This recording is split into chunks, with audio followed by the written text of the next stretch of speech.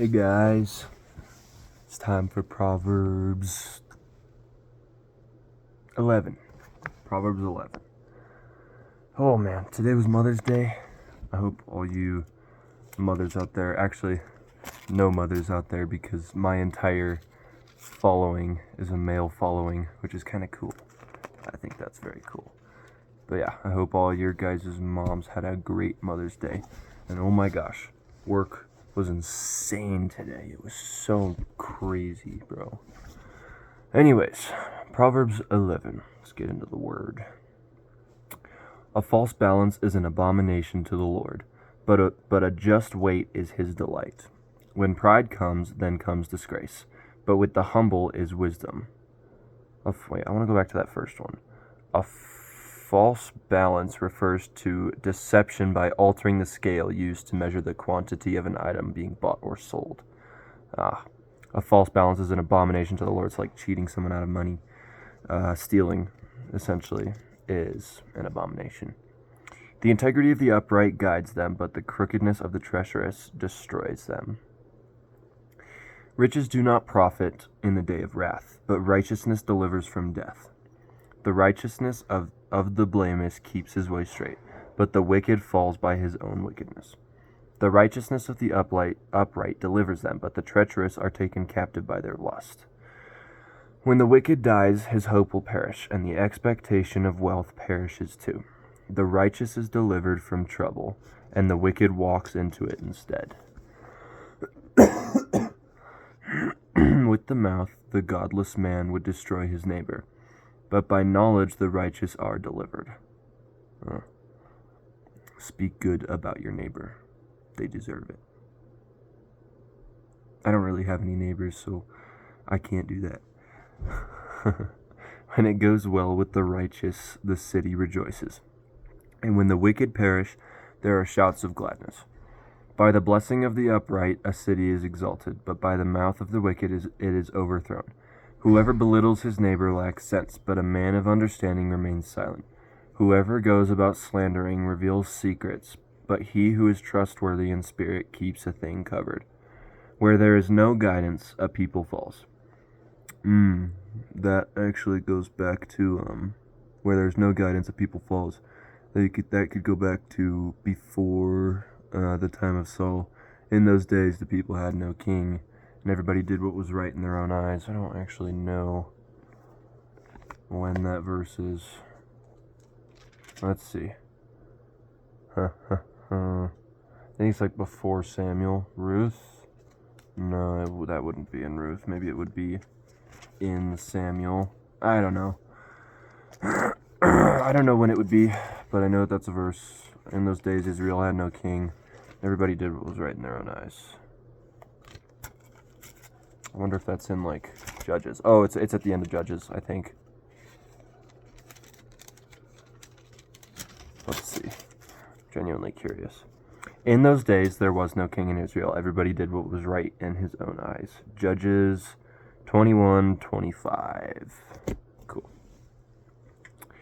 All right. But in abundance of counselors, there is safety.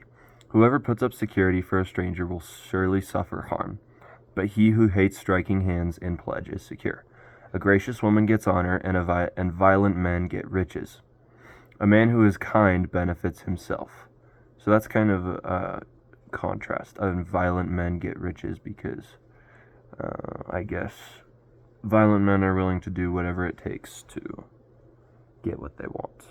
And so that's why they end up getting what they want, because they selfishly put themselves before others.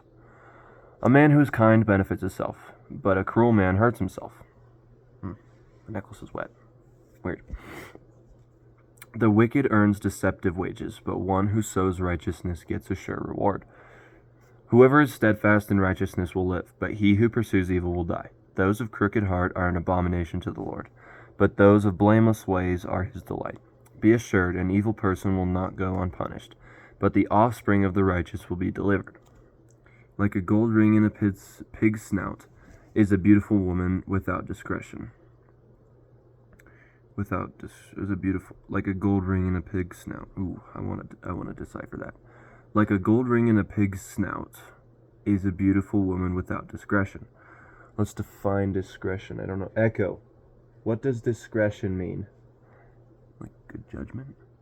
Discretion is the ability to make independent decisions or to act according to one's own judgment or discretion. It is the power or right to decide or act as one wishes. Discretion is the act of exercising judgment or making decisions independently of any strict rules or guidelines. Okay, so discretion is having discretion, I guess. All right, yeah, so just good judgment. Like a gold ring in a pig's snout is a woman without good judgment. Is like a beautiful woman without good judgment. So what would a gold ring signify? Do I have anything that is 11:22? The gracious woman and the man who's kind, contrast vehement. I'm really trying to figure this out. Like a gold ring in a pig's snout.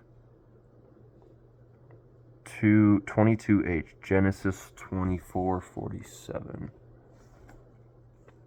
Genesis 24:47.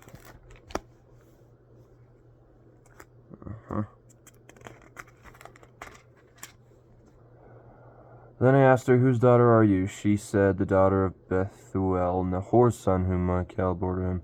So I put the ring on her nose and the bracelets on her arms.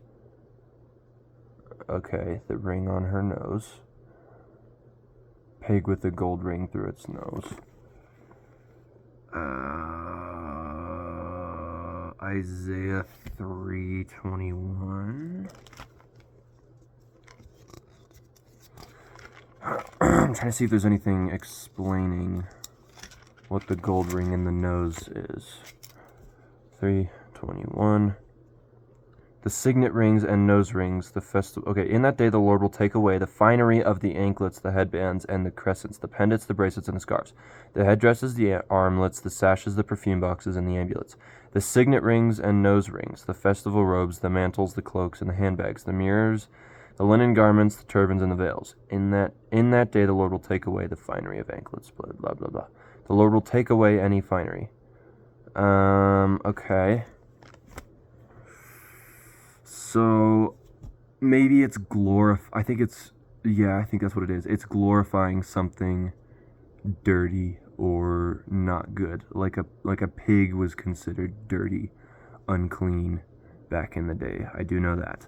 So it's like a trying to beautify something that is unclean. Like a beautiful woman without good judgment is like a pig with a gold nose ring. And gold nose rings are for like rich, beautiful, treasured, clean women, I think. So it makes the most sense to me. So, yeah, it's like trying to glorify something bad. Anyways, the desire of the righteous ends only in good, but the expectation of the wicked in wrath. One gives freely, yet grows all the richer. Another withholds what he should give and only suffers want. That's a good one. So the more you give, the more you get. If you withhold what you should give. So we should all be really good about tithing. And tithing doesn't even really have to be, giving 20% to your church, make sure you get the first fruits of your labor, blah, blah, blah. It can just be giving to others. Like, for example, give a homeless guy a $20 bill. Or you do community service for a weekend instead of playing video games at home. Or you offer to buy a lady's groceries. It can be really anything, just as long as you are serving other people. Well, that's what I believe. I believe it can just be anything as long as you're serving someone else or serving the Lord through your offerings. Anyways, the people curse him who holds back grain, but a blessing is on the head of him who sells it. Whoever diligently seeks good seeks favor, but evil comes to him who searches for it. Whoever trusts in his riches will fall, but the righteous will flourish like a green leaf. Whoever troubles his own household will inherit the wind, and the fool will be servant to the wise of heart. The fruit of the righteous is a tree of life, and whoever captures souls is wise. If the righteous is repaid on earth, how much more the wicked and the sinner? And that is Proverbs 11. We had some more stuff in there that was deep. And if the righteous is repaid on earth, how much more the wicked and the sinner. Alright. Anyways, I will see you guys tomorrow. I gotta go to bed. I am so tired. Alright. Hope you guys enjoyed. See you guys later. Bye.